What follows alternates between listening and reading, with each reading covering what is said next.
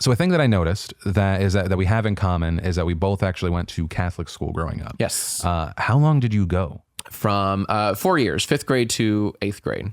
Okay, I feel like mine was younger. It was definitely because it was when I still lived in New York. I think I ended up leaving when I was like 8 or 9.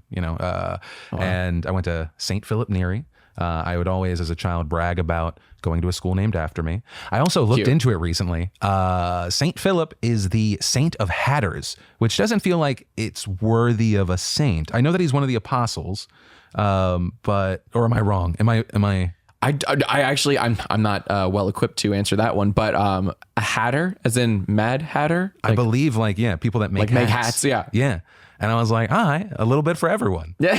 Did you have a good time in Did Catholic school? I have a good time? Like I have weird stories. Like I was a very messy child, and the problem is a lot of my memories are connected less with the actual going to church and more with nuns being horrible to me. And so, oh, you had nuns. Interesting. Oh yeah. And so I remember like one grabbing me by the collar and making me go out, and so I was a messy kid. Jesus. Took my desk. She's such a tiny woman. I don't know how she had the strength. Dumped all my stuff out in front of everyone watching, and I'm like in the hallway crying, trying to That's organize not traumatic stuff. for a child. Yeah, I know. I was like, wow, what? I was like, who would do that? I was like, if that happened now, that's blow it up. And a kid, right? A kid TikToking that, like, game fucking over. Yeah, I just have to hope she's never working this down again. But what was your experience? So okay, I was an awkward kid up until college. So like this is like I feel that 5th to 8th grade. Sure. Just magnify the awkwardness times 20.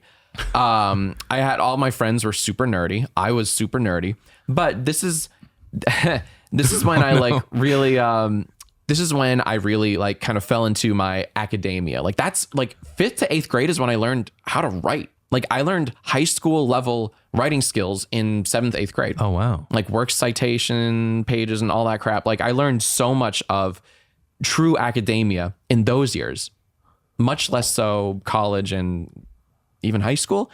Cause it was a lot of work. I did not have fun because I remember crying to my parents a lot in 5th, 6th, 7th, 8th grade.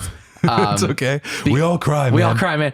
But like because of the workload, the homework, it was just mountains and mountains and mountains of homework and just hours every night doing so I didn't have a great time, but I'm grateful for those years because they really did teach me like basic grammar, advanced grammar, how to write, how to put together not just a sentence, but a paragraph and a thesis and an argument and a closing statement, all that crap. Did they also grade you on religious studies? They did. Yeah, they did. How'd you do there? I was a C student when it came to that. Shame. I know. A+. I will say like that's when like grades used to really, really matter to me as a kid. Sure. And into high school. College, not so much. I mean, it's how like you were told like this is what you are as a person. Yeah. So I get it. Right. So using that like badge of judgment, I was an A+ student from 5th to 8th grade, and anything less than an A+ was like a fucking failure to me. Wow. Yeah. My parents knew who I was, so when I got AB honor roll, they were like, but then they'd lie to other parents and say that I was an A+ student. Nice. Which is a really weird way to feel shitty about yourself. You're like, my parents are lying about me. But they got your back, man. Yeah, no, supporting me. Right? If I need to lie to get a job or like for someone to like me, they're there. Fucking nepotism, Boom. man. That's all it is. Wait, so you have that experience. So then do you transfer to just a regular or a private school? Then I went to a public high school. High school. No religious affiliation, nothing like that. Do you feel like that lent itself to you kind of then straying away from religion? There's a good question. Maybe. Yeah.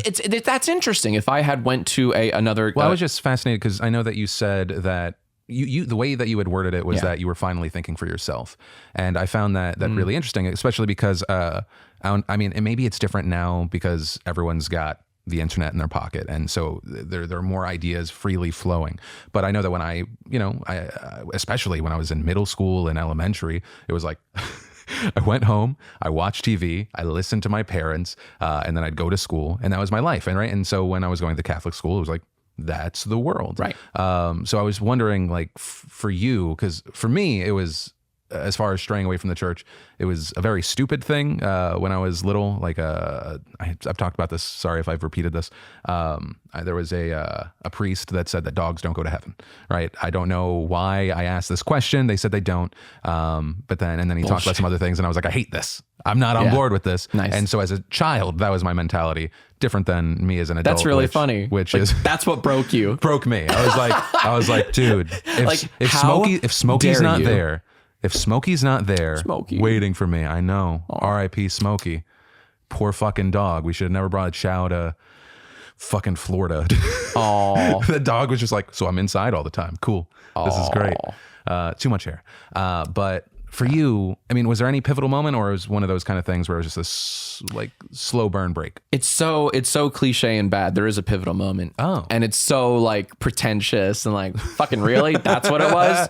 But I was in high school, and I forget what year I was or how old I was. Maybe I was a senior in high school. Doesn't matter. Sure. Anyways, I was on some school trip, and I was reading Dan Brown's Angels and Demons.